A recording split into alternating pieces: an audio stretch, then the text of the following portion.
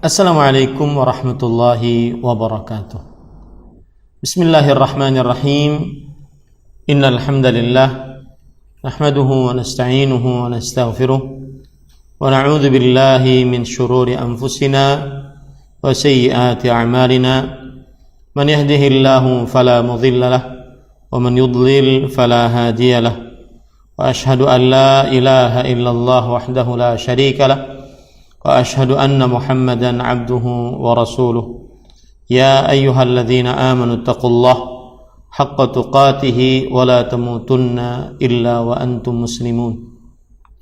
Ya ayyuhan nasu taqu rabbakumul ladzi khalaqakum min nafsin wahidah wa khalaqa minha zawjaha wa batha minhuma rijalan katsiran wa nisaa'a wattaqullaha alladzi tasaaluna bihi wal arham innallaha kana 'alaikum raqiba.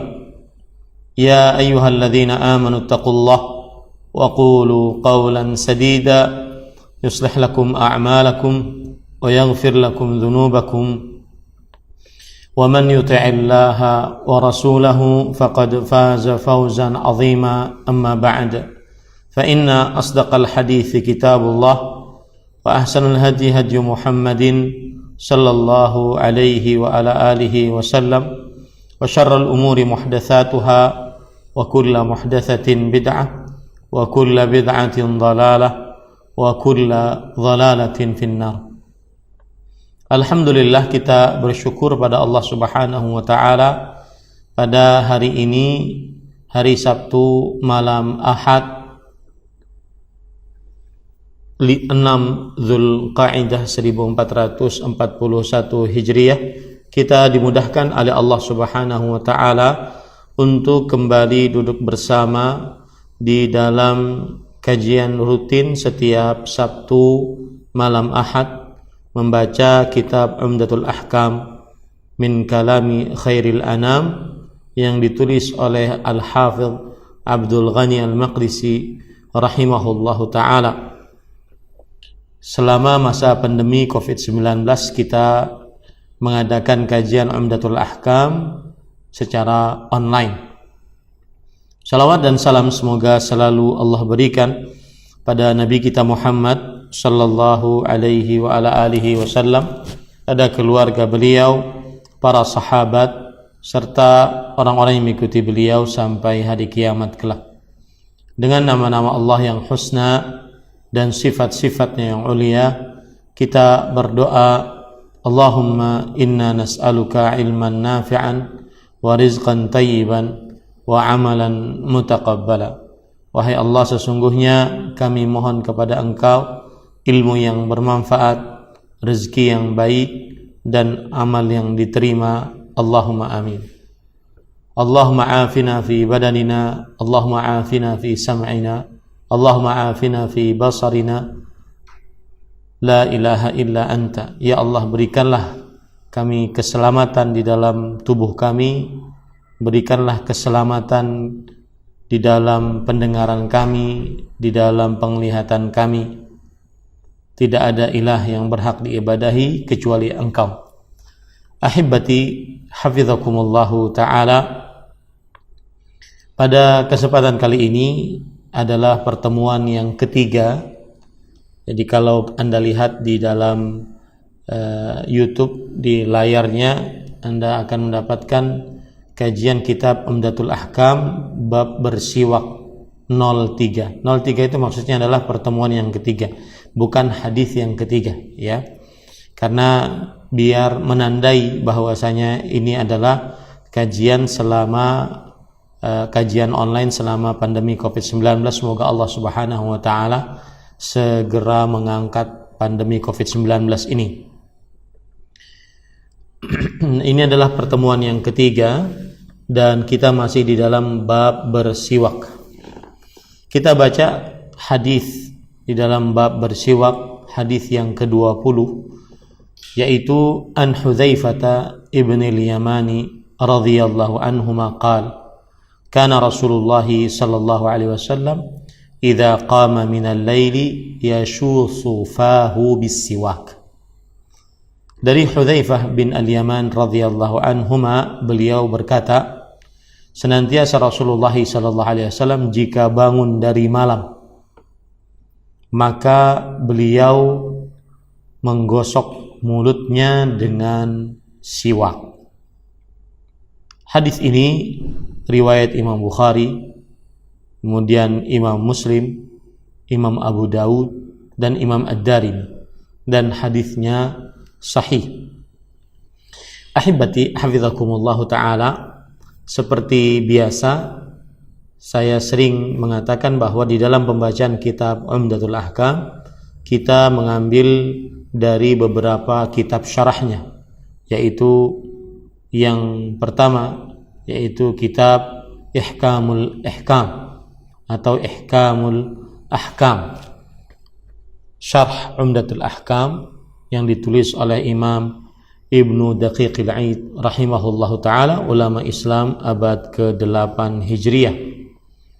Di dalam kitab ini beliau mengatakan bahwa makna dari yashusu maknahu yughassilu.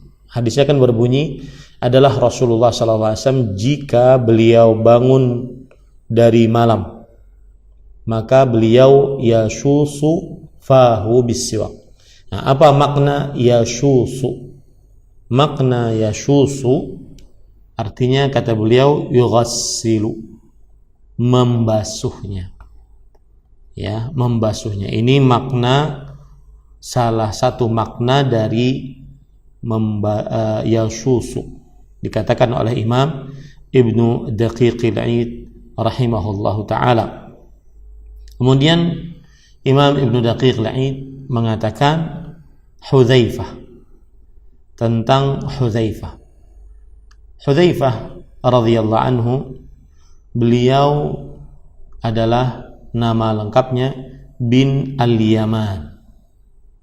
Al-Yaman sebagaimana nanti dikatakan oleh Imam Ibnul Mulaqqin rahimahullah di dalam kitab Al-I'lam bi Fawaidi Umdatil Ahkam, bahwa Al-Yaman adalah sahabat Rasulullah sallallahu alaihi wasallam.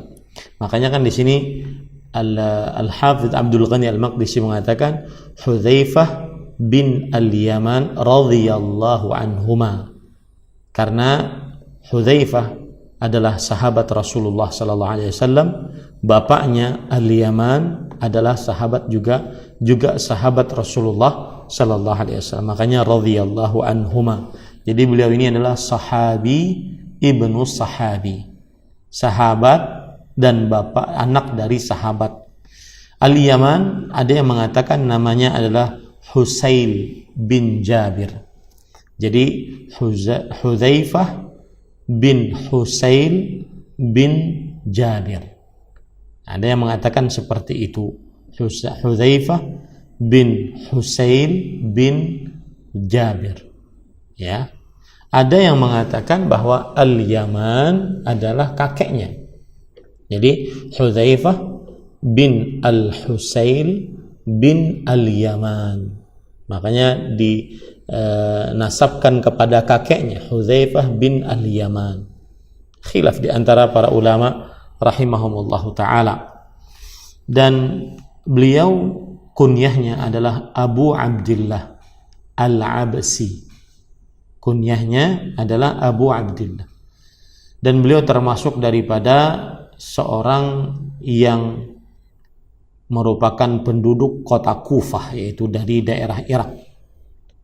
Dan Hudzaifah bin Yaman radhiyallahu anhu, kata Imam Ibnu Daqiqil Aid, ahadu akabir sahabah wa masyahirihim, salah seorang pembesar sahabat dan salah seorang sahabat Nabi yang masyhur.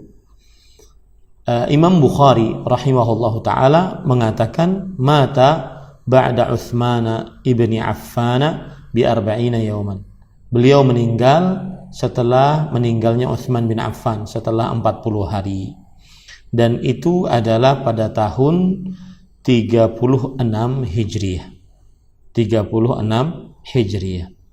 Dan Hudzaifah bin Al-Yaman radhiyallahu anhu atau kita katakan tadi Hudzaifah bin Al-Husain bin Jabir, atau Hudzaifah bin Al-Husain bin Al-Yaman Al-Absi.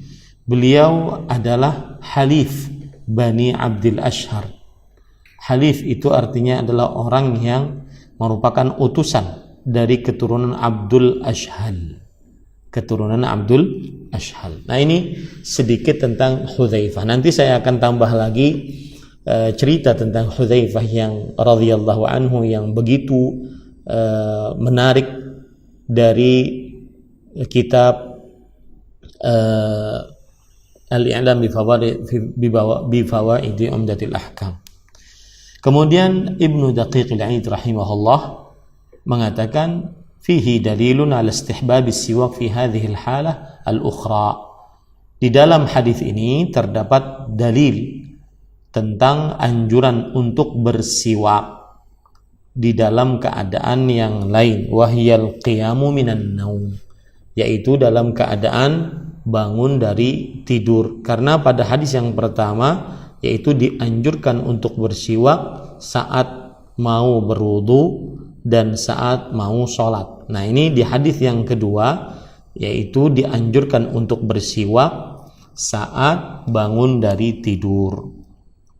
Kemudian beliau mengatakan sebab kenapa dianjurkan untuk bangun dari bersiwak saat bangun dari tidur, annan nauma muqtadin litaghayyuril fam, karena orang yang tidur atau tidur itu mengkonsekuensikan berubahnya bau mulut, dan siwak adalah alat untuk membersihkan mulut. Makanya disunnahkan saat berubah bau mulut untuk bersiwak. Kemudian Imam Ibnu Daqiq al-Aid mengatakan yashusu, yaitu menggosok, kalau bahasanya kata beliau tadi. Nah, beliau mengatakan para ulama berbeda penafsiran di dalam yasusu. Ada yang mengatakan yudalliku, yaitu memijat-mijatnya, jadi giginya dipijat-pijat, ya, memijat-mijatnya. Ada yang mengatakan yughassilu, membasuhnya berarti masukkan air kemudian mengeluarkannya. Ada yang mengatakan yang yunaqi, yaitu membersihkannya. Maka yang benar adalah kata Imam Ibnu Daqiq awal al-aqrab, dan pendapat yang pertama yaitu memijat gigi-gigi tersebut, yaitu membersihkannya, ini yang lebih dekat maknanya. Nah, kemudian Imam Ibnu Daqiq al-Aid rahimahullah mengatakan wa qawluhu idza qama min al-lail zahiruhu yaqtadi ta'liqul hukmi bimujarradil qiyam. Artinya adalah Nabi Muhammad SAW jika bangun dari malam. Secara lahiriah hadis ini mengkonsekuensikan bahwa hukum tergantung kepada bangun. Artinya kapan bangun dari tidur maka hendaknya seseorang bersiwak, entah itu bangunnya malam atau bangunnya siang hari, yang penting tidur, karena segala macam tidur merubah bau mulut. Artinya ada illat, ada sebab saat bangun tidur, entah itu tidur di malam hari atau tidur di siang hari, dua-duanya mengkonsekuensikan berubahnya bau mulut. Nah, ini ahibati hafizakumullah ta'ala. Jadi kata-kata idza qama minal lail, jika bangun di malam hari, ini tidak menunjukkan bahwasanya bersiwak hanya dilakukan saat bangun di malam hari. Sedangkan jika bangun tidur di siang hari maka tidak dilakukan siwak, tidak. Tetapi illatnya ada pada tidurnya. Karena tidur merubah bau mulut, maka dianjurkan untuk bersiwak setelahnya, maka tidur apapun berarti berubah bau mulut, maka berarti dianjurkan untuk bersiwak saat setelah bangun dari tidur di waktu apapun. Nah, ini adalah penjelasan dari Al-Imam Ibnu Daqiqil Aid, ulama Islam abad ke-8 Hijriah, karena beliau wafat pada tahun 702 Hijriah. Sekarang kita ambil dari kitab Al-I'lam bi Fawaidi Umdatil Ahkam yang ditulis oleh Imam Ibnu Al-Mulaqqin rahimahullahu taala, ulama Islam abad ke-9 Hijriah, karena beliau wafat pada tahun sekitar 804 Hijriah. Taib. Di sini menarik para ikhwan yang dirahmati oleh Allah Subhanahu wa taala. Beliau menjelaskan hadis ini, dan seperti biasa Imam Ibnul Mulaqqin rahimahullah dalam kitab beliau Al-I'lam bi Fawaid Umdatil Ahkam banyak sekali faedah-faedah. Kata beliau bahwasanya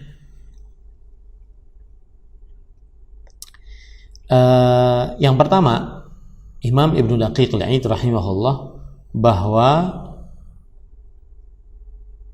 hadis ini dengan lafadz lain ada penjelasannya. Penjelasannya apa? Kana idza qama litahajjudi minal lail yashusu fahu bis-siwak. Yang artinya Imam Bukhari rahimahullah meriwayatkan adalah Nabi Muhammad SAW jika bangun untuk sholat tahajud di malam hari, maka beliau menggosok mulutnya dengan bersiwak.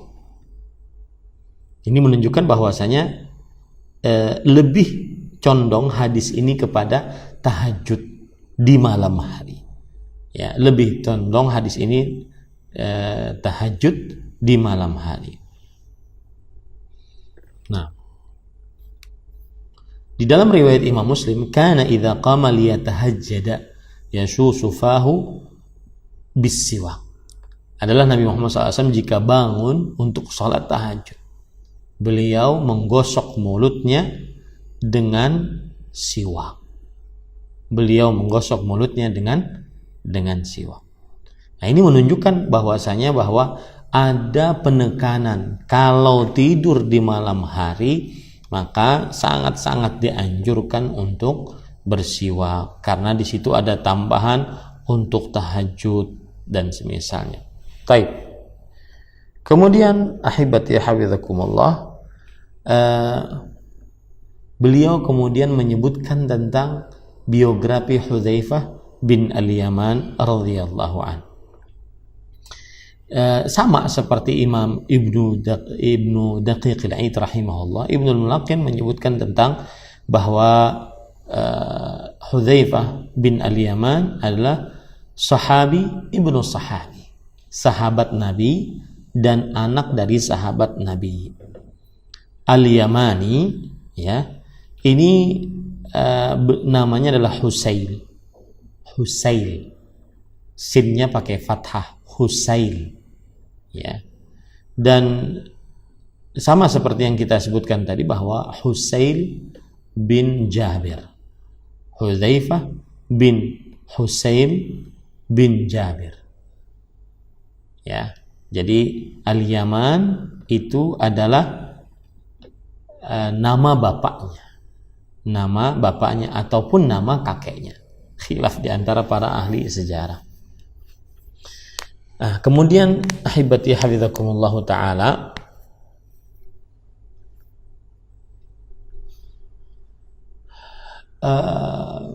Al-Yaman atau Husail bin Jabir, bapaknya Hudzaifah, meninggal di peperangan Uhud, dibunuh oleh sebagian kaum muslimin karena menganggap bahwa bapaknya Hudzaifah bin Yaman adalah seorang kaum musyrikin, tergolong dari kaum musyrik. Jadi dibunuh tanpa sengaja karena dianggap bahwa ini adalah orang-orang musyrik. Tetapi akhirnya Hudzaifah ibnul Yaman radhiyallahu anhu, beliau tidak menuntut balas atas sebagian kaum muslimin yang membunuh bapaknya tersebut, dan juga diat, yaitu kompensasi darah dari bapaknya diberikan kepada kaum muslimin. Dan yang membunuhnya adalah Utbah bin Mas'ud radhiyallahu anhu. Nah, kemudian ahibati hafizakumullah taala, termasuk keistimewaan Hudzaifah bin Yaman, beliau adalah dari kaum Muhajirin, dan beliau adalah pembesar para sahabat, dan beliau adalah salah seorang sahabat yang masyhur. Beliaulah yang diutus oleh Rasulullah sallallahu alaihi wasallam untuk menemui orang atau untuk melihat orang-orang kafir Quraisy pada peperangan Khandaq. Dan akhirnya beliau setelah diutus kembali, beliaulah yang membawa kabar bahwasanya orang-orang kafir Quraisy memang ingin pergi menuju kota Madinah, ingin menghancurkan kaum muslimin. Dan termasuk keistimewaan Hudzaifah bin Yaman, beliau disebut dengan sahibu sirri Rasulillah sallallahu alaihi wa ala alihi wasallam. Umar bin Khattab radhiyallahu anhu bertanya kepada Hudzaifah bin Yaman tentang orang-orang munafik. Artinya di dalam catatan Hudzaifah bin Yaman, atau lebih tepatnya ingatan Hudzaifah bin Yaman radhiyallahu anhuma, bahwa ada orang-orang, nama-nama orang munafik.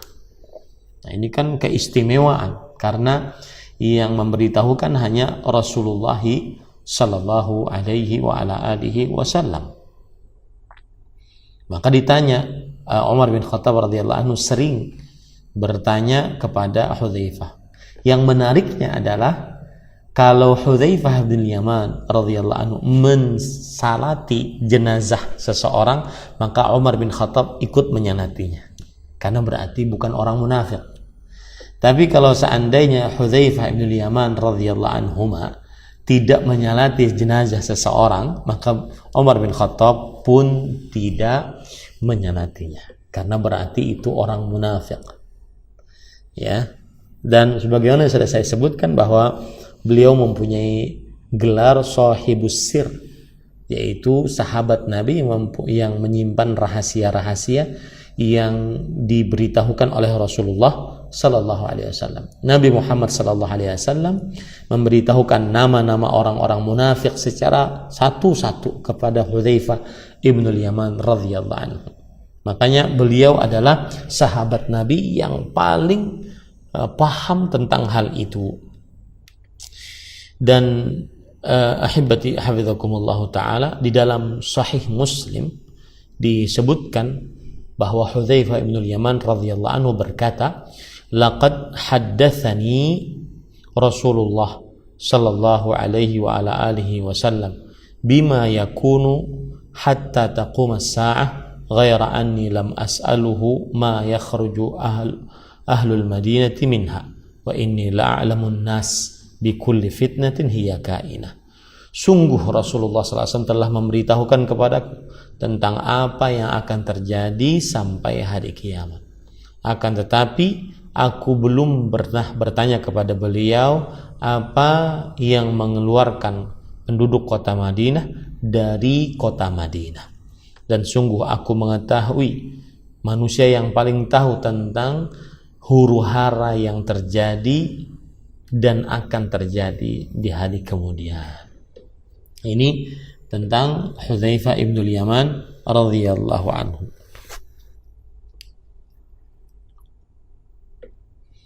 Nah, kemudian ahibati hafizakumullah taala,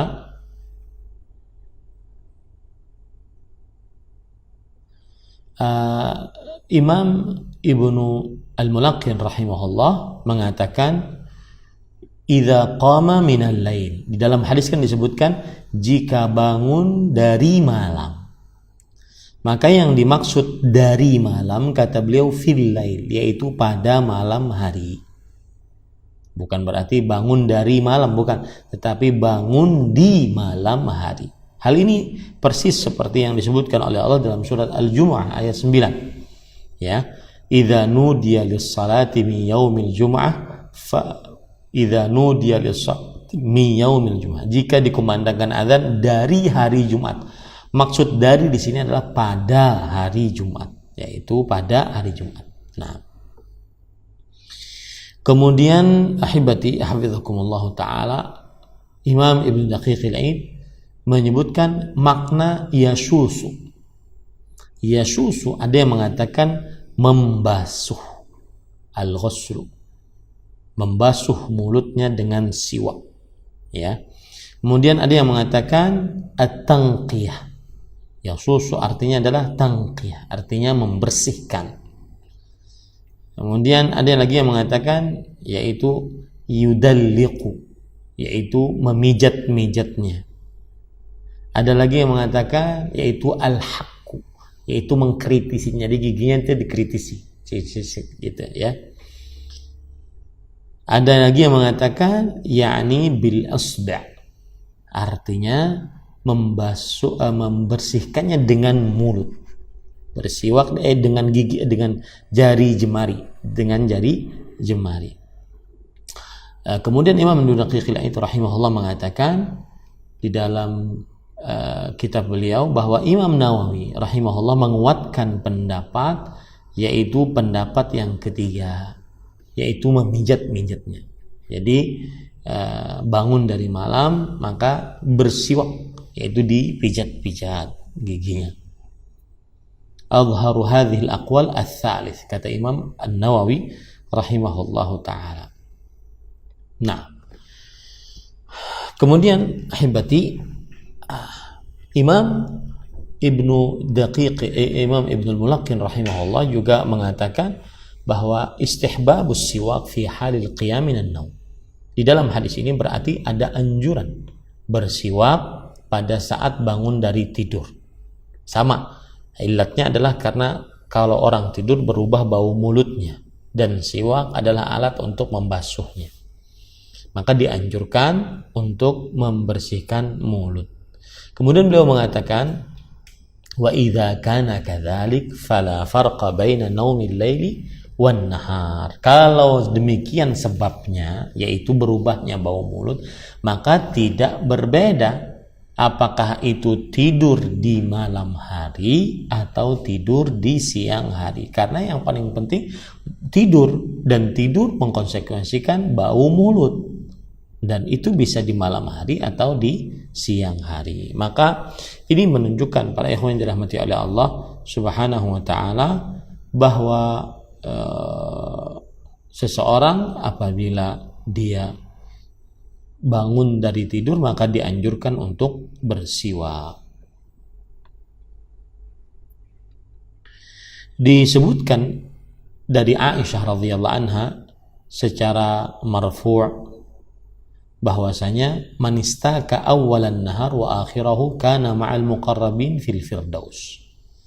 Barang siapa yang bersiwak di pagi hari dan di akhir hari, yaitu di sore hari, maka dia akan bersama para malaikat yang dekat dengan Allah di surga Firdaus. Dia akan bersama para malaikat yang dekat di surga Firdaus.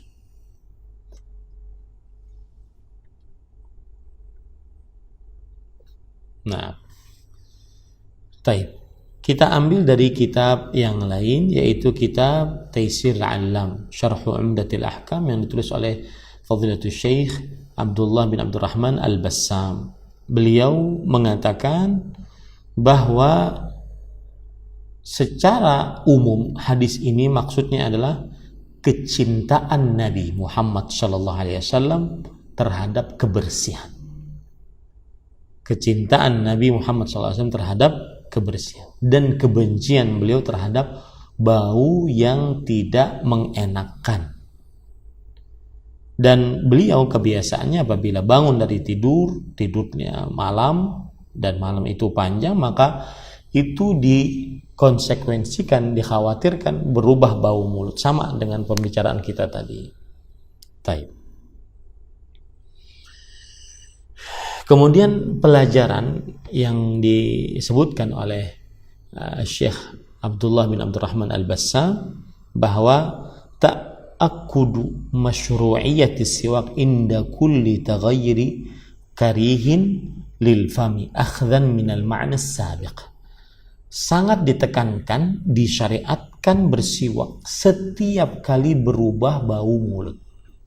Nah, ini bahkan lebih umum, berarti bukan hanya karena sebab tidurnya saja, tetapi setiap kali berubah bau mulut, karena itu makanan kah, karena minuman kah yang menyebabkan bau mulut, maka bersiwaklah. Diambilkan dari makna hadis yang kita sebutkan dari para ulama tadi. Nah, dan ini menunjukkan, kata Imam Syekh Abdullah Al-Bassam hafizahullah rahimahullah taala, bahwa disyariatkan untuk bebersih, dan menunjukkan bahwasanya termasuk sunnah Rasul menjaga kebersihan. Kalau seandainya mulut saja dijaga kebersihannya, apalagi yang lain-lainnya.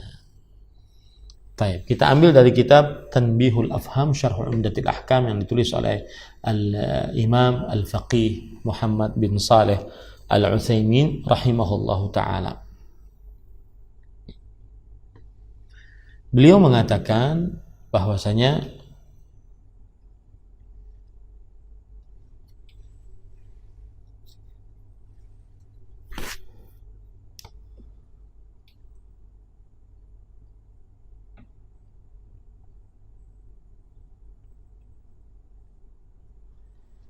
hampir sama. Semuanya yang disebutkan sudah sama, ya, sama saja. Begitu juga di dalam kitab Syarah Umdatul Ahkam yang ditulis oleh Fadilatul Syekh Al-Allamah Dr. Sa'ad Asy-Syithri hafizahullah taala, hampir sama. Baik. Sekarang kita baca hadis yang selanjutnya. Hadis yang ke-21, an Aisyah radhiyallahu anha qalat dakhala Abdurrahman ibnu Abi Bakar As-Siddiq radhiyallahu anhuma ala Nabi sallallahu alaihi wasallam wa ana musnidatuhu ila sadri wa ma'a Abdurrahman siwakun ratbun yastannu bihi fa abaddahu Rasulullah sallallahu alaihi wasallam basarahu fa akhadtu as-siwaka fa qabadtuhu wa tayyabtuhu thumma dafa'tuhu ila an-nabi sallallahu alaihi wasallam fastanna bihi fama ra'aitu Rasulullah sallallahu alaihi wasallam istanna istinanan qattu ahsana minhu fama 'ada an faragha Rasulullah sallallahu alaihi wasallam rafa'a yadahu aw isba'ahu thumma qala fi ar-rafiqil a'la thalathan thumma qada wa kanat taqul mata baina haqinati wa dhaqinati. Aisyah radhiyallahu anha berkata, Aisyah radhiyallahu anha berkata, Abdurrahman bin Abi Bakar As-Siddiq masuk radhiyallahu anhuma, masuk menemui Nabi Muhammad sallallahu alaihi wasallam. Dan aku adalah sandaran Rasulullah sallallahu alaihi wasallam ke dadaku. Jadi Rasulullah sallallahu alaihi wasallam ketika sakit, beliau bersandar di dadanya Aisyah radhiyallahu anha. Dan Abdurrahman bin Abi Bakar As-Siddiq radhiyallahu anhuma membawa siwak yang masih basah, artinya masih basah. Beliau bersiwak dengannya. Fa'abaddahu, maka kemudian Rasulullah sallallahu alaihi wasallam menajamkan pandangannya kepada Abdurrahman. Maka Aisyah radhiyallahu anha berkata, aku mengambil siwaknya, kemudian aku gigit-gigit, kemudian aku bersihkan, kemudian aku berikan kepada kemudian aku berikan minyak wangi, kemudian aku berikan kepada Rasulullah sallallahu alaihi wasallam. Lalu beliau bersiwak. Maka aku tidak pernah melihat Rasulullah sallallahu alaihi wasallam bersiwak sama sekali lebih baik dari keadaan tersebut. Maka setelah beliau bersiwak, beliau mengangkat tangannya atau jari telunjuknya. Kemudian beliau bersabda pada tempat yang paling tinggi sebanyak 3 kali. Kemudian beliau meninggal. Dan Aisyah radhiyallahu anha berkata, Rasulullah SAW wafat di antara haqinati, yaitu di antara leherku, wa dhaqinati, yaitu dadaku, leher dan dada. Wafat Rasulullah SAW di pangkuan Aisyah radhiyallahu anha wa ardhaha. Baik. Seperti biasa kita ambil dari kitab Al-Ihkam, Ihkamul Ahkam di Syarhi Umdatul Ahkam yang ditulis oleh Imam Ibnu Daqiq al-Aid, ulama Islam abad ke-8 Hijriah. Beliau mengatakan pada hadis ini,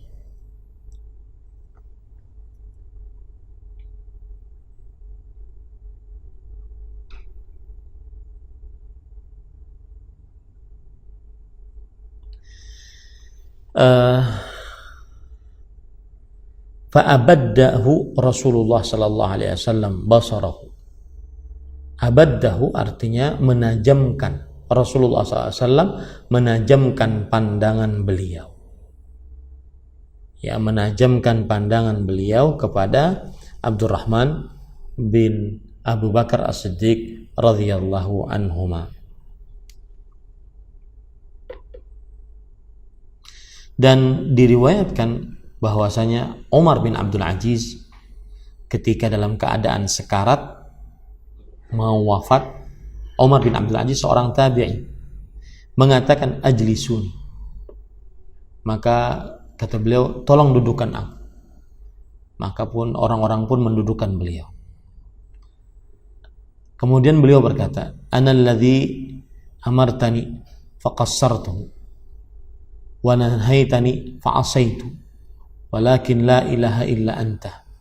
Thumma rafa'a ra'sahu fa'abadda an-nazar faqala inni la ara khadrah ma hum bi insin wala jin thumma qubid. Artinya Umar bin Abdul Aziz ini keadaan sekarat, ya subhanallah. Mudah-mudahan kita diwafatkan dalam keadaan sehat, dalam keadaan baik, ya.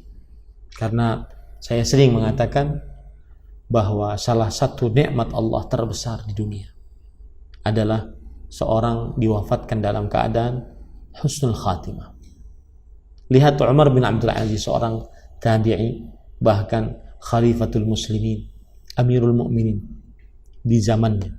Bahkan beliau disebut-sebut sebagai khalifah Rashid yang kelima, saking adil dan makmurnya rakyat pada zaman beliau.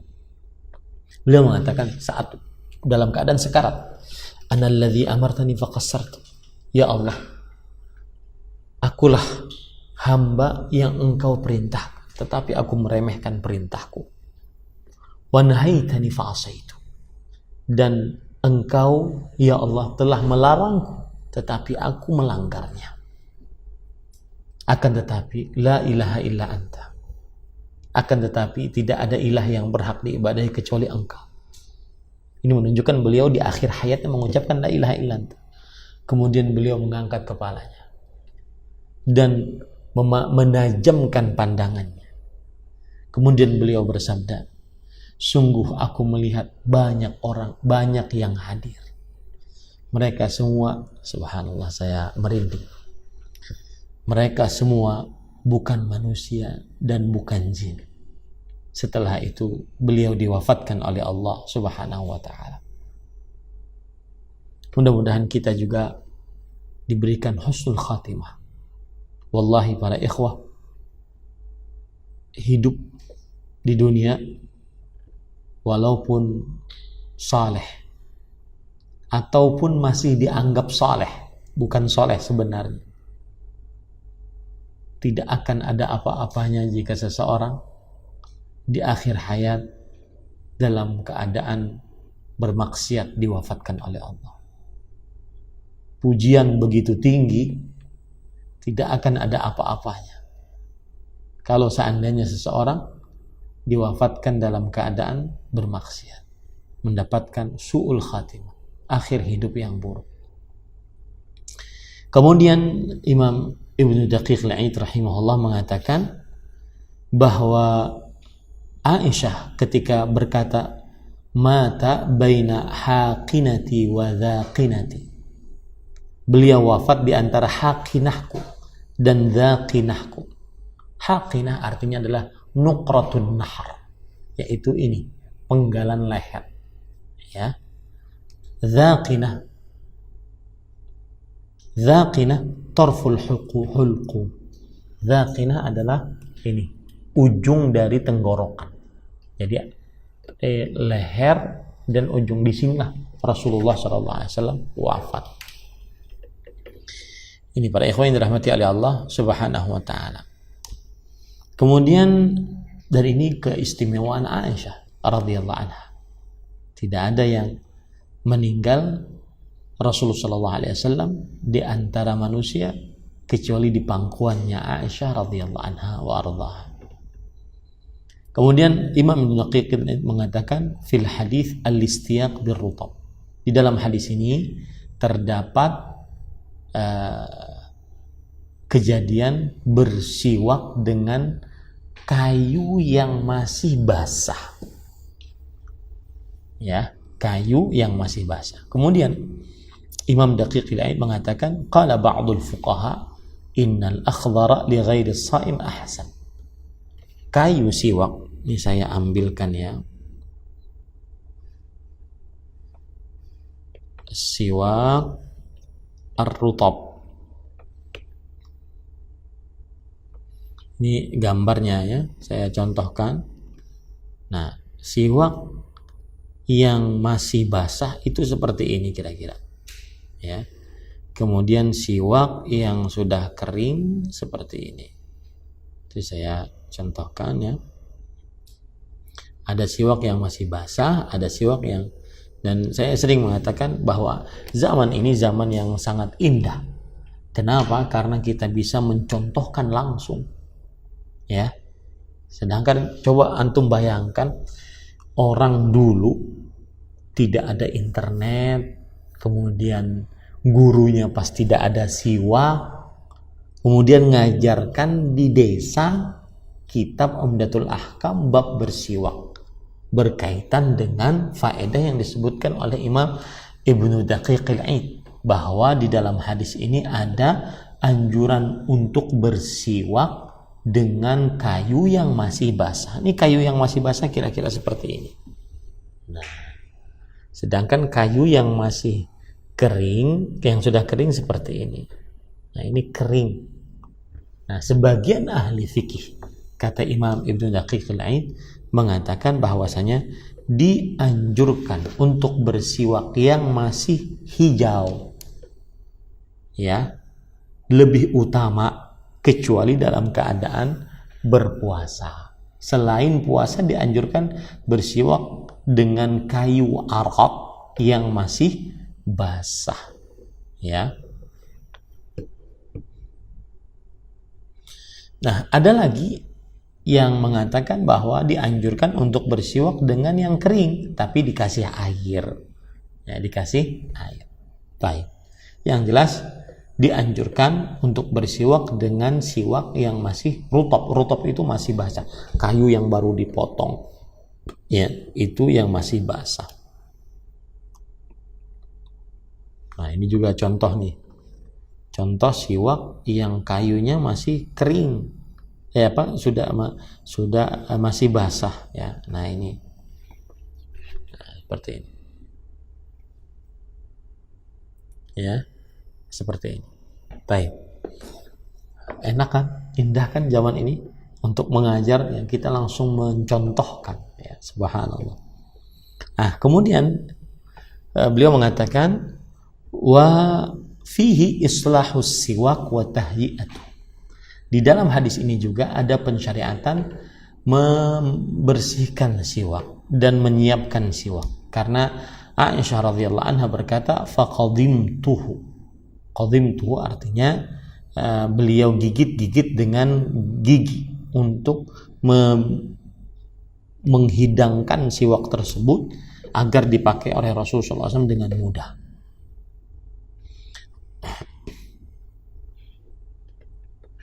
Nah, makanya sebagian ulama tadi mengatakan bahwa dianjurkan untuk bersiwak dengan yang rutab, dengan kayu yang masih basah. Adapun kalau seandainya kayunya sudah habis kering, maka dimasukkan ke dalam air agar bisa digigit-gigit dan dirapikan sehingga bisa dipakai. Nah, kemudian di dalam hadis ini juga kata Imam Ibnu Daqiq al-Aid rahimahullah bahwa al-istiyaq bisiwakil ghair, bahwa boleh bersiwak dengan siwak orang lain. Nah, tentunya dalam masa pandemi COVID-19 susah ini untuk dilakukan. Kan dikhawatirkan, ya, berdasarkan penelitian yang ada dikhawatirkan menularkan, ya. Tetapi dibolehkan untuk bersiwak secara umum selain di masa pandemi, bersiwak dengan siwak orang lain, ya. Wa fihi al-amal bima yufhim min al-isyara wal harakat. Kata Imam Dudaqiq, dalam hadis ini juga terdapat faedah, yaitu mengamalkan sesuatu yang diberikan isyarat yang bisa dipahami ataupun harakat yang bisa dipahami. Kenapa? Karena Rasulullah SAW waktu itu beliau bersandar di badannya Aisyah. Kemudian masuk Abdurrahman bin Abi Bakar As-Siddiq radhiyallahu anhu sambil bersiwak, dan Rasulullah SAW melihat dengan menajamkan pandangan. Nah, ini Aisyah radhiyallahu anha paham. Dan ini pelajaran para ikhwah yang dirahmati oleh Allah, bahwa seorang istri semestinya dia sangat memahami tentang kebiasaan suaminya. Ya, sangat memahami tentang kebiasaan suaminya. Dan saya beri salah satu kiat sebenarnya.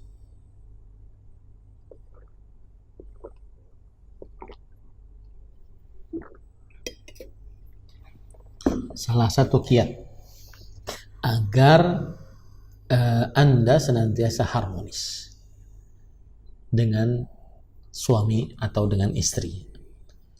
Kiatnya adalah yaitu sang istri sangat memperhatikan apa yang diperlukan oleh suami, sangat paham apa yang diperlukan oleh suami, walaupun itu perkara-perkara kecil seperti misalkan kaos kaki suami ada 3, suami suka yang ada tulisannya berwarna putih. Maka ketika suami mengatakan, yang itu kaos kaki yang warna putih yang di mana, langsung istri siap tanggap mencarikan kaos kaki tersebut. Adapun kalau seandainya istri mengatakan, wah nggak tahu, cari aja sendiri, wah ini susah untuk suami sayang kepada istrinya. Ya. Istri yang disayang oleh suaminya adalah istri yang senantiasa sangat memperhatikan, sangat paham apa yang diperlukan oleh suaminya. Dan ini yang dilakukan oleh Aisyah radhiyallahu anha wa ardhaha. Makanya Rasulullah sallallahu alaihi wasallam dalam keadaan sakit keras, beliau sering bertanya, "Aina ana gadan?" Di mana aku besok hari? Yudidu Aisyah. Beliau sebenarnya ingin tinggal di rumahnya Aisyah agar dirawat oleh Aisyah radhiyallahu anha wa ardhaha. Karena Aisyah radhiyallahu anha sangat memahami keadaan Rasulullah sallallahu alaihi wa alihi wasallam. Kemudian ketika setelah bersiwak, Rasulullah SAW mengangkat tangannya dan memberikan dengan jari telunjuk. Kemudian beliau bersabda, "Fir rafiqil a'la." Pada tempat yang paling tinggi. Dan ucapan Rasulullah sallallahu alaihi wasallam ini adalah disebutkan oleh Allah Subhanahu wa taala. Isyaratnya dalam firman-Nya, "Wa man yuti'illaha war rasula fa ulaika ma'al ladzina an'ama Allahu 'alaihim." Yang artinya barang siapa yang taat kepada Allah dan Rasul-Nya, mereka lah orang-orang yang bersama orang-orang yang diberikan nikmat oleh Allah Subhanahu wa taala. Disebutkan oleh Allah dalam surah An-Nisa ayat 69. Begitu juga firman Allah surah Al-Fatihah, shiratal ladzina an'amta alaihim, jalan orang-orang yang kau berikan nikmat kepada mereka. Maka ketika Rasulullah SAW bersabda fir rafiqil a'la, ya Allah berikan aku tempat yang paling tinggi, yaitu bersama para nabi, syuhada, dan di tempat yang paling tinggi. Nah,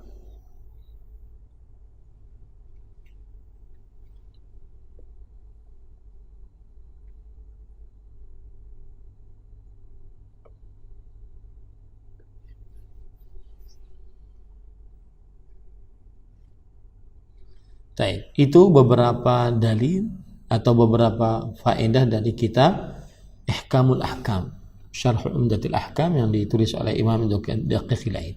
Kita ambil faedah dari kitab Al-I'lam bi Fawaidil Ahkam dari yang ditulis oleh Imam Ibnul Mulaqqin rahimahullahu taala.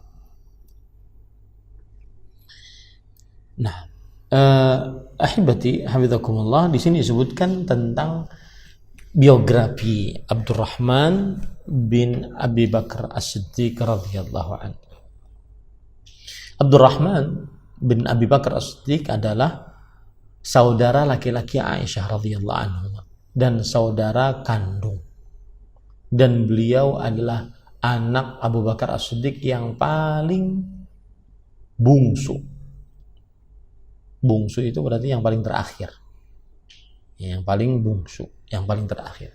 Kunyah Abdurrahman bin Abi Bakar adalah Abu Abdullah. Ada juga yang mengatakan Abu Muhammad. Dan beliau menghadiri perang Badar dan juga ikut perang Uhud, ya, tetapi bersama orang-orang kafir, ya, bersama orang-orang kafir. Kemudian beliau masuk Islam saat perjanjian damai Hudaybiyah, yaitu berarti saat tahun ke-6 Hijriah. Kemudian beliau menjadi bagus Islamnya. Lalu setelah itu beliau berhijrah ke kota Madinah sebelum penaklukan kota Mekah, yaitu tahun ke-8 Hijriah, bersama Muawiyah bin Abi Sufyan radhiyallahu anhum. Dan asalnya Abdurrahman namanya adalah Abdul Ka'bah, lalu diganti oleh Rasulullah SAW menjadi Abdurrahman. Dan Abdurrahman adalah orang yang paling pemberani dan paling pintar memanah, paling pintar memanah. Dan beliau ikut perang Yamamah bersama Khalid bin Al-Walid, dan beliau membunuh sekitar 7 pembesar Al-Yamamah, dan beliaulah yang membunuh Muhakkam Al-Yamamah Ibnu Tufail. Beliau panah di lehernya dan akhirnya mati. Dan ahibati hafizakumullah ta'ala, beliau meriwayatkan dari Nabi Muhammad SAW sekitar 8 hadis. Dan beliau wafat yaitu pada tahun 53 Hijriah. Pada tahun 53 Hijriah. Nah, kemudian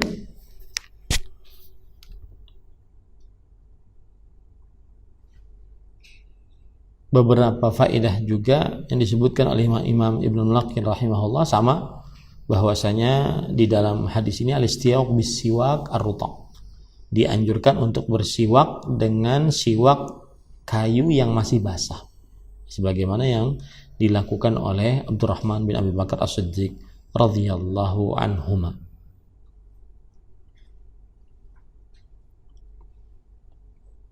Nah,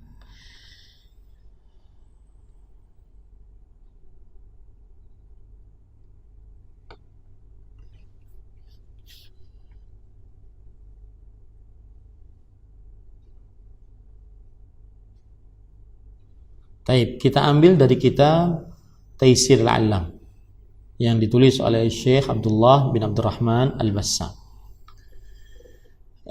Di sini beliau menyebutkan bahwasanya Aisyah radhiyallahu anha menceritakan bagaimana besarnya kesukaan Rasulullah SAW terhadap siwak. Beliau senantiasa sangat suka bersiwak, sampai dalam keadaan sekarat pun beliau bersiwak. Dan ahibati hafizakumullah ta'ala, pelajaran yang kita bisa ambil dari hadis ini adalah yaitu bolehnya bersiwak dengan siwak orang lain setelah membersihkannya. Bolehnya bersiwak dengan siwak orang lain setelah membersihkannya.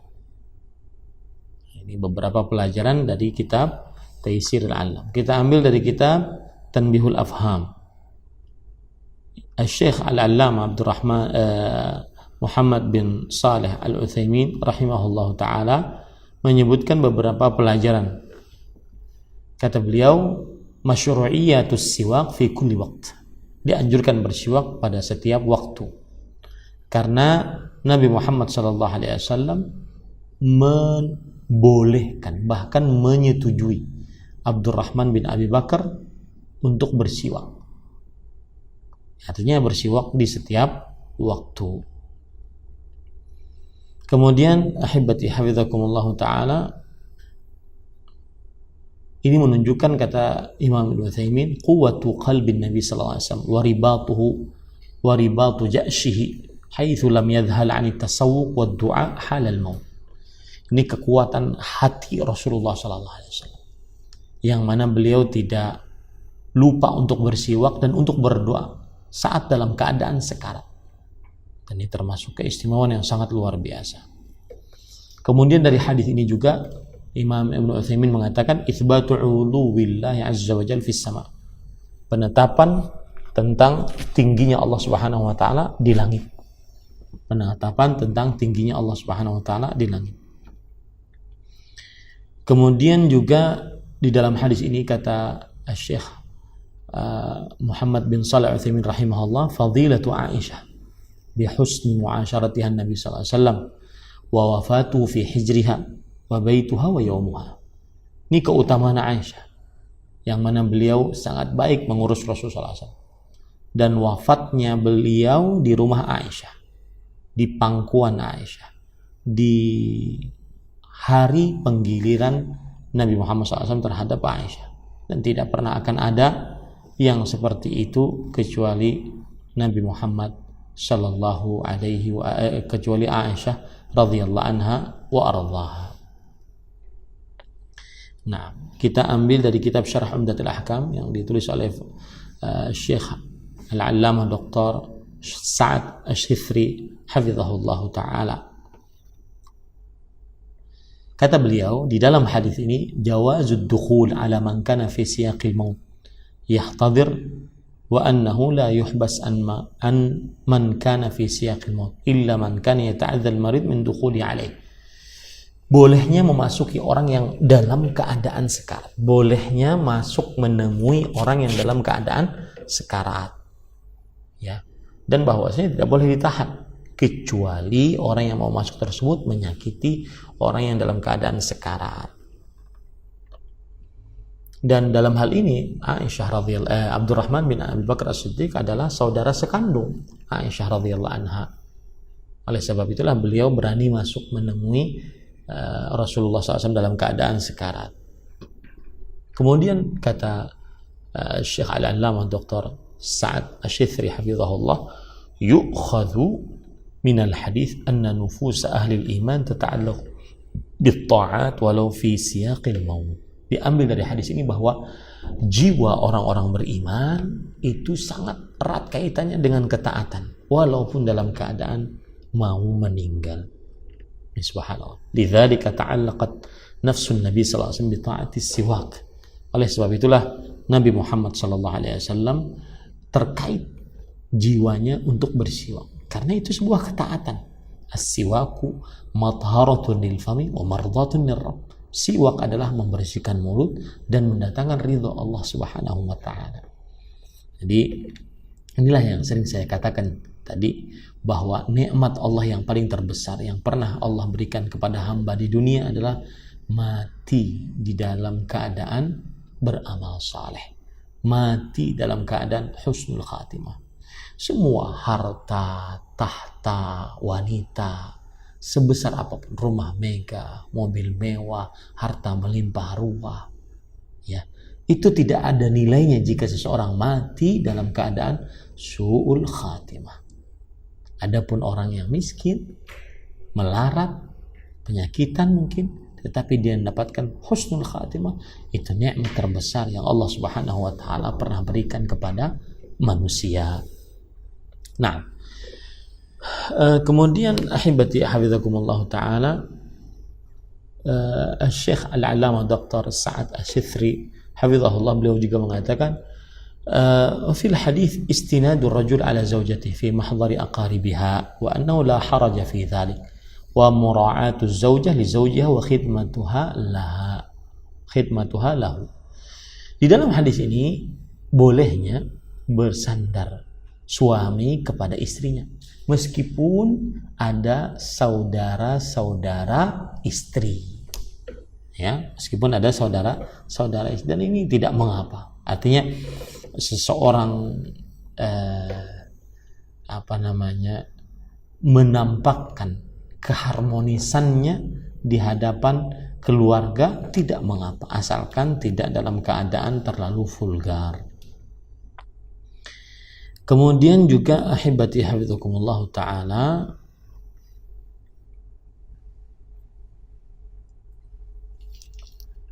pelajaran menarik di sini bahwa al-isyarah tabni atau tubna 'alaiha al-ahkam. Isyarat dibangun di atasnya hukum-hukum.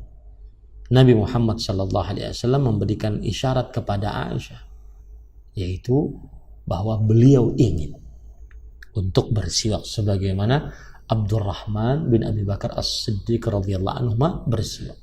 Maka isyarat bisa dibangun di atasnya hukum-hukum. Kemudian ahibati hafizakumullah taala, ketika Rasulullah SAW mengatakan fir rafiqil a'la, artinya adalah alhiqni fir rafiqil a'la, letakkan aku pada tempat yang paling tinggi.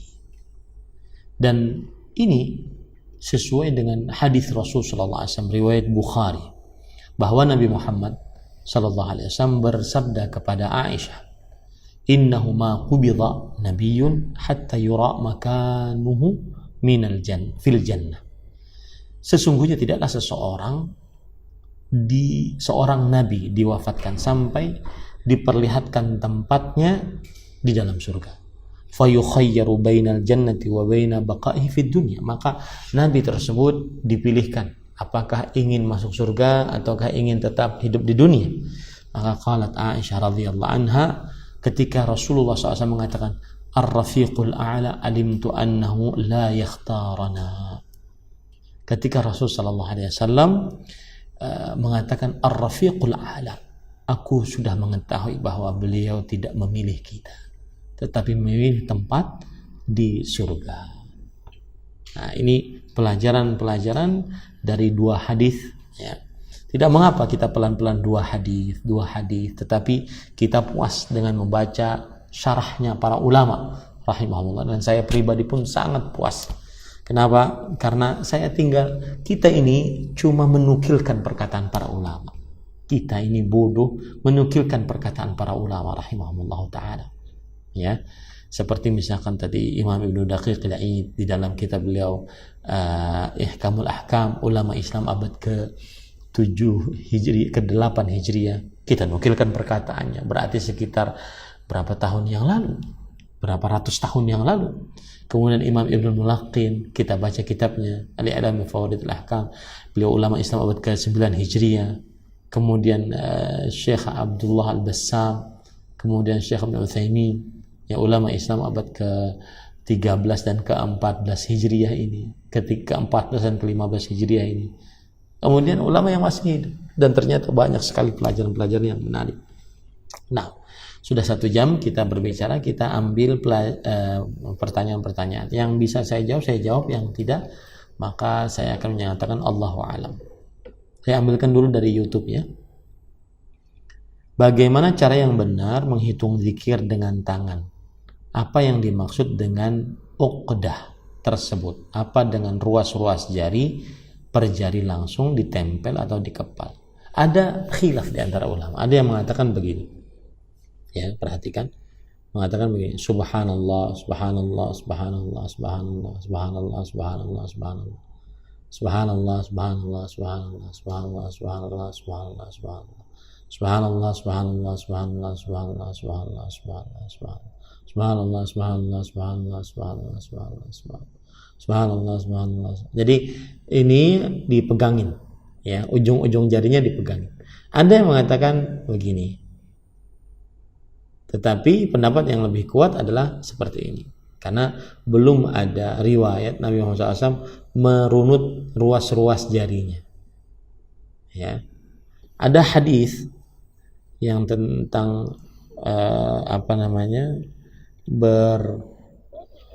bahwasanya fa innahunna mustantaqat. Ada hadis yang mengatakan tentang hal itu. Saya bacakan hadisnya. Hadis riwayat Imam Tirmidzi, Imam Abu Dawud, Imam Ahmad dari sahabat Nabi Yasyah bahwa Rasulullah SAW bersabda kepada para wanita, "Alaikunna bitasbih wa tahlil wa taqdis wa'qidna bil anamil fa innahunna mas'ulatun mustantaqat wa la taghfalna fatansayna rahmah." Hendaknya kalian mengucapkan subhanallah, la ilaha illallah, ya, subuhun qudus, dan hitunglah dengan al-anamil. Hitunglah itu begini. Nah, begini. Ya. Hitunglah. Sesungguhnya jari anamil, unmulah itu ini, ruas jari. Ya. Ini anamil namanya ini. Ini ujung-ujung dari jari jemari. Mereka akan diminta pertanggungjawaban dan mereka akan berbicara.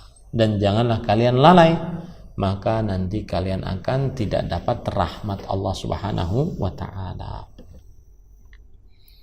Nah, dan juga dinukilkan oleh para ulama bahwasanya boleh memakai tasbih, sebagaimana hadis riwayat Imam Ahmad dalam kitabnya Al-Musnad bahwa Juwairiyah anha kanat tusabbihu bin nawa. Juwairiyah, beliau bertasbih dengan nawa. Nawa itu artinya biji kurma, ya.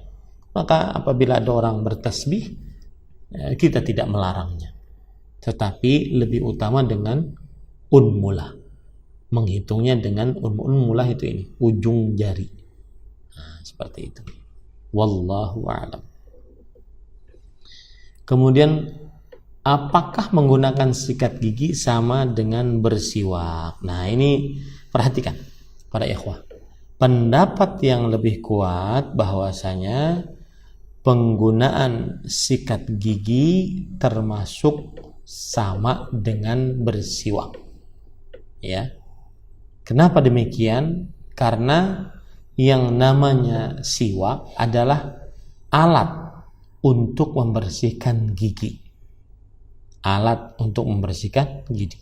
Masuk di dalamnya adalah sikat gigi, karena tercapai pembersihan gigi dan mulut, bahkan lebih bersih, lebih wangi. Ya, kalau seandainya memakai pasta gigi. Dan berarti seluruh hadis-hadis yang berkaitan dengan keutamaan bersiwak masuk di dalamnya juga sikat gigi. Hal ini disebabkan dengan beberapa sebab. Yang pertama yaitu kata siwak. Siwak itu secara bahasa adalah memijat-mijat gigi. Maka segala sesuatu alat yang digunakan untuk memijat-mijat gigi itu disebut dengan siwak.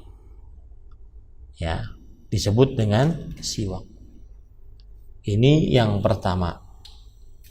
Kemudian yang kedua, Nabi Muhammad SAW tidak hanya bersiwak dengan kayu arak yang saya contohkan tadi, saya perlihatkan tadi, tetapi beliau bersiwak dengan kayu arak tersebut memang kebanyakannya dengan itu, tetapi beliau juga biasa bersiwak atau pernah bersiwak dengan selain itu. Seperti misalkan bahwasanya Nabi Muhammad SAW dalam hadis riwayat Imam Ahmad diceritakan oleh Abdullah bin Mas'ud, kuntu ajtani li Rasulillah SAW siwakan minal araq. Aku menyiapkan untuk Rasulullah SAW siwak dari kayu arak. Kayu arak yang saya sebutkan tadi, ya. Mungkin ada yang baru hadir. Kayu arak yang saya sebutkan tadi, ini seperti ini kayu arak. Ya. Seperti ini kayunya.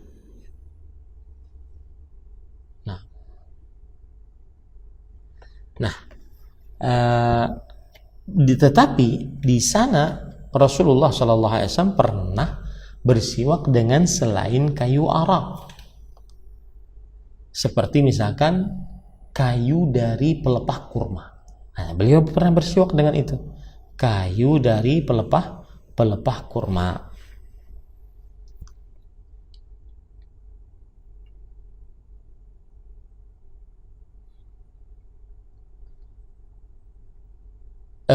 Dalilnya hadis yang kita baca tadi, hadis terakhir Abdurrahman bin Abi Bakar As-Siddiq radhiyallahu anhu, beliau bersiwak dengan jaridatan rutobatan. Jaridah adalah ghusnun nakhl, cabang kurma, ya. Jadi kan kurma itu ada pohon, ada ada daunnya, dan di daun-daun kurma itu kan ada pelepahnya. Nah, itu yang masih bahasa beliau bersiwak dengan itu. Ini sebab yang kedua yang menunjukkan bahwasanya sikat gigi juga mendapatkan keutamaan dari hadis-hadis tentang siwak. Kemudian yang ketiga, Nabi Muhammad SAW ketika memerintahkan para sahabatnya untuk bersiwak, tidak pernah menentukan untuk para sahabatnya pohon tertentu diambil untuknya bersiwak. Dan orang-orang Arab sering bersiwak dengan berbagai macam cara, ya.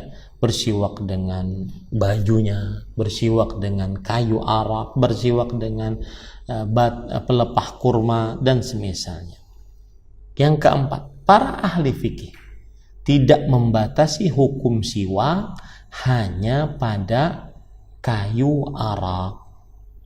Maka sebagaimana perkataan Imam An-Nawawi rahimahullah, beliau mengatakan di dalam kitab Al-Minhaj Syarah Nawawi ala Sahih Muslim, wa yustahabbu an yastaka bi'udin min arak, dan dianjurkan untuk bersiwak dengan kayu dari arak.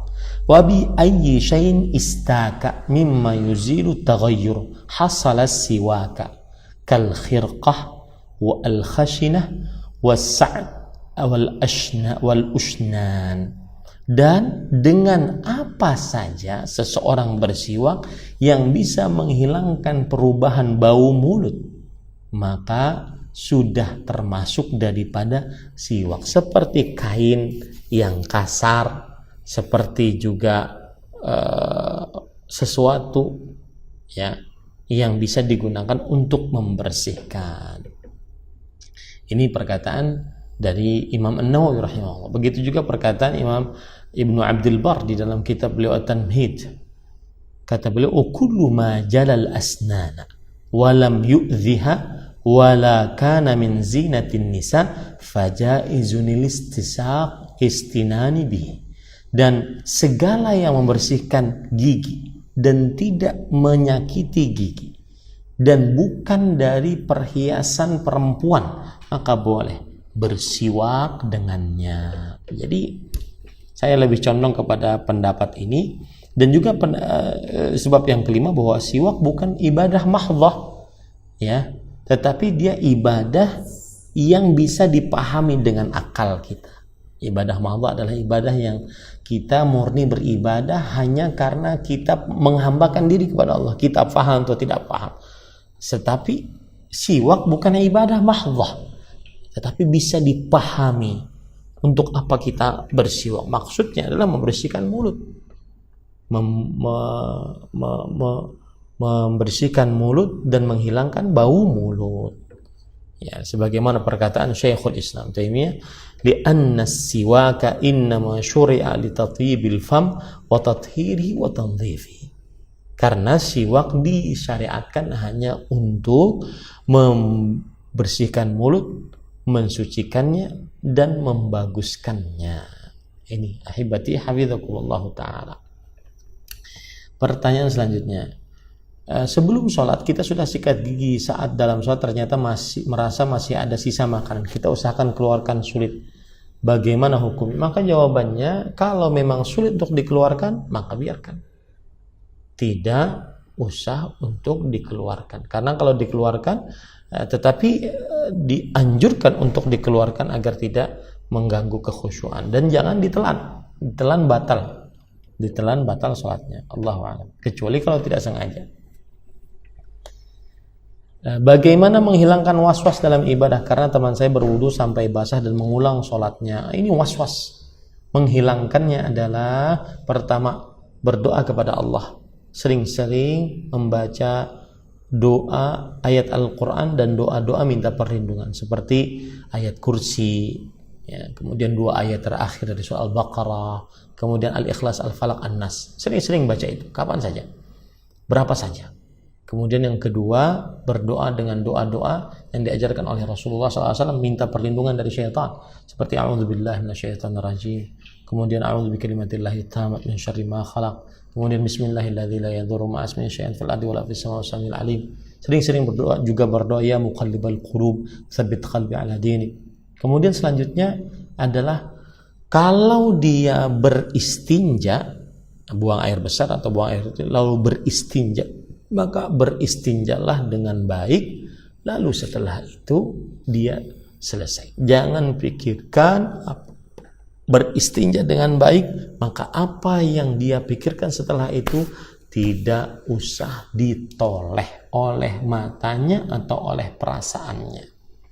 Itu yang ketiga. Yang keempat, yaitu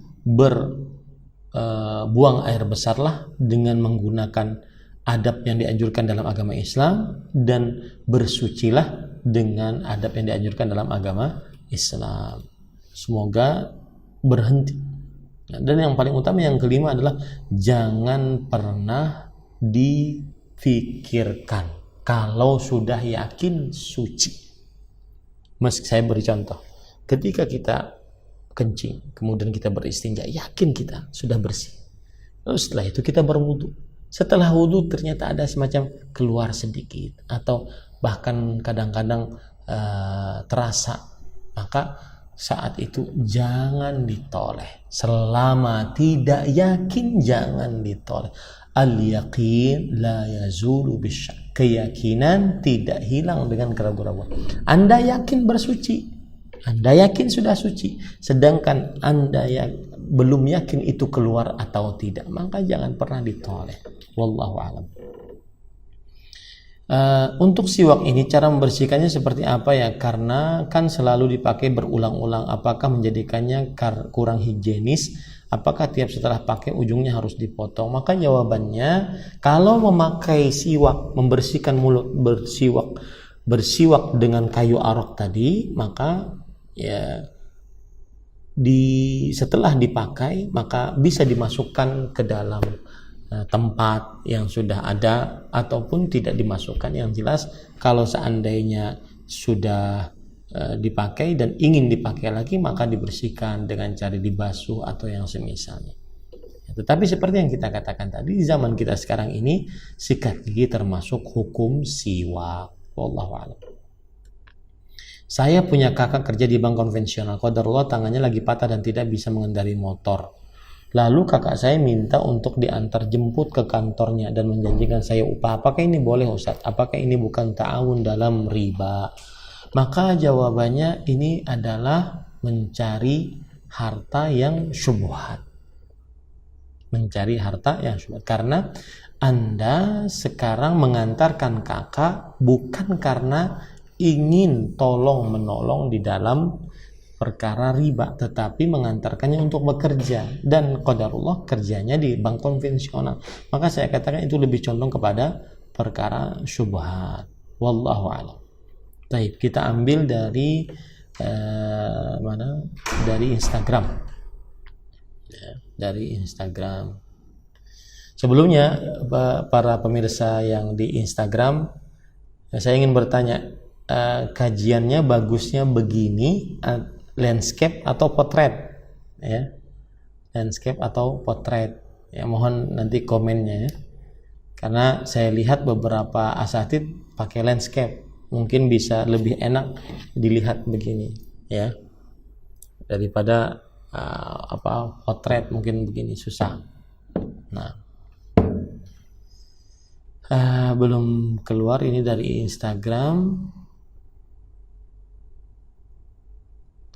Saya ambil dari Facebook, coba kira-kira ada nggak pertanyaan?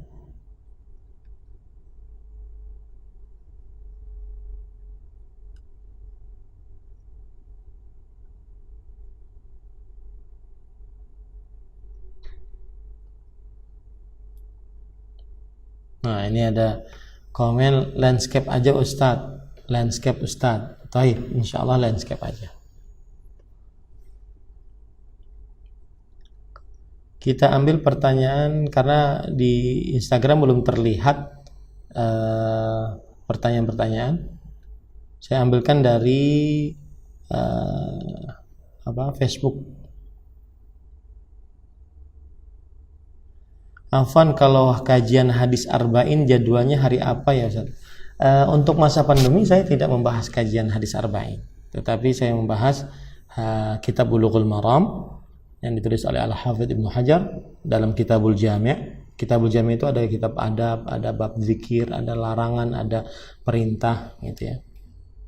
Kemudian juga hadis Umdatul Ahkam. Bagaimana dengan gosok gigi dengan menggunakan pasta gigi yang mengandung siwak? Apakah dianggap bersiwak? Ini sudah saya jelaskan tadi. Alhamdulillah.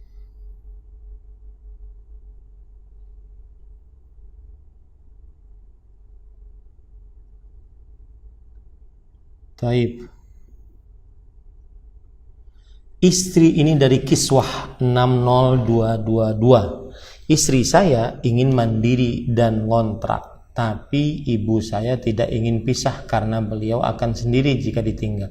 Bagaimana solusi dalam perkara ini? Maka perhatikan baik-baik. Hak istri untuk tinggal sendiri di rumah tersendiri meskipun itu kontrak, itu hak istri, yang mana suami wajib untuk menunaikannya. Allah berfirman, askinuhunna min haitsu sakantum min wujdikum, yang artinya hendaknya kalian menempatkan istri-istri kalian di sebuah tempat tinggal sesuai dengan kemampuan kalian. Berdasarkan ayat ini, itu ayat disebutkan oleh Allah Subhanahu wa taala kalau tidak salah di dalam surat At-Talaq ayat 6. Berdasarkan ayat ini, maka hak istri untuk bertempat tinggal sendiri, dan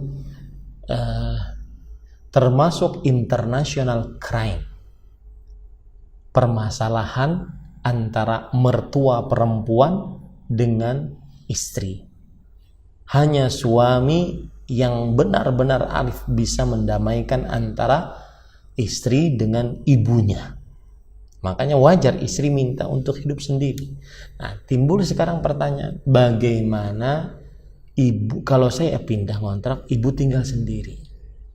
Maka jawabannya disinilah perlu untuk berbicara dengan baik dan penuh kedewasaan dengan istri. Jangan sampai menzalimi istri, jangan juga berbuat durhaka kepada ibu. Ya, wallahu a'lam. Bagaimana hukumnya membatalkan nazar, Ustaz? Maka jawabannya boleh saja. Ya, nazar adalah salah satu cara agar bisa mengambil data yang lebih valid dari calon istri yang ingin kita nikahi. Tapi kan baru calon, belum melamar.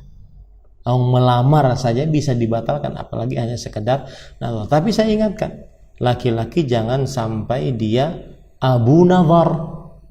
Abu nazar yaitu laki-laki yang suka ngelihat sana, ya. Nah, ini laki-laki ini perlu diboikot di antara para perempuan. Sudah ditandain saja itu. Ini suka nazar, hati-hati nih, suka nazar. Sudah 3 kali nazar aja nggak ada kerjaan dia. Nah, ini nanti jadi sum'ah yang buruk. Nazar itu kita tentukan bahwa saya ingin menikahi si fulan. Kemudian ingin melihat dia lebih dalam, maka saya lihat dia bagaimana hidungnya, matanya, bibirnya secara langsung, ya, bukan lewat foto tapi secara langsung. Dan itu kata Rasulullah SAW, fa innau ahra an yu'dama bainakuma, sesungguhnya itu lebih jelas, lebih menjadikan hubungan antara keduanya setelah menikah lebih kekal ataupun lebih lama, ya, lebih langgeng lah istilahnya. Suami saya otoriter, na'udzubillah. Otoriter bahasa Indonesianya apa itu?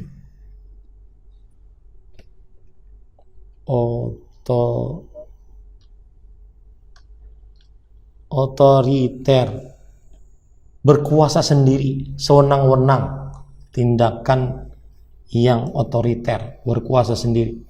Kami suka beda pendapat, tapi suami nggak mau diskusi, maunya pendapatnya saja. Maka yang seperti ini sebenarnya adalah permasalahan yang sering terjadi di tengah suami istri. Permasalahan yang sering terjadi di tengah suami istri. Nah, saya nasihatkan kepada istri agar berlemah lembut dengan suami saat menyampaikan pendapat, sehingga mudah diterima. Dan saya nasihatkan untuk suami agar mencontoh Rasulullah SAW. Beliau tidak otoriter, berkuasa sendiri sewenang-wenang, karena yang namanya berkeluarga itu adalah saling tenggang rasa, saling tolong menolong dalam kebaikan dan ketakwaan. Saya kerja di Bank Indonesia, tapi saya sebagai pihak ketiga outsourcing. Apakah pemakan riba juga? Maka jawabannya, saya tidak tahu Bank Indonesia apakah dia berkaitan dengan riba ataupun konvensional. Kalau berkaitan, maka meskipun dia pihak ketiga, tetapi ada kaitannya dengannya secara langsung, yaitu transaksi-transaksi riba, maka dia adalah pemakan harta riba. Tapi kalau seandainya, saya beri contoh misalkan pegawai satpam, tukang parkir, cleaning service, apakah dia ikut di dalam andil pekerjaan riba? Maka jawabannya tidak secara langsung. Tidak secara langsung. Makanya terjadi khilaf di antara ulama kontemporer di zaman sekarang. Dan saya sering mengatakan bahwa ini adalah harta syubhat, lebih baik dijauhi. Wallahu a'lam. Bagaimana apabila orang tua menyuruh kita untuk membeli rokok? Apakah saya harus menurutinya atau bagaimana? Jawabannya tidak boleh menurutinya, karena Rasulullah SAW bersabda, la ta'ata li makhluqin fi ma'siyatil khaliq. Tidak ada ketaatan kepada makhluk dalam perihal bermaksiat kepada Allah Subhanahu wa ta'ala. Nah,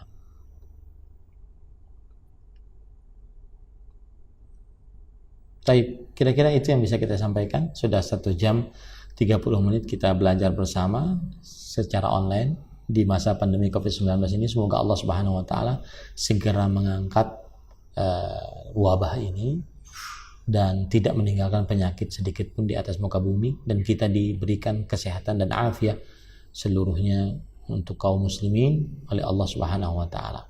Kita cukupkan dengan kafaratul majlis. Subhanakallahumma hamdik asyhadu an la ilaha illa anta astaghfiruka wa atubu ilaik.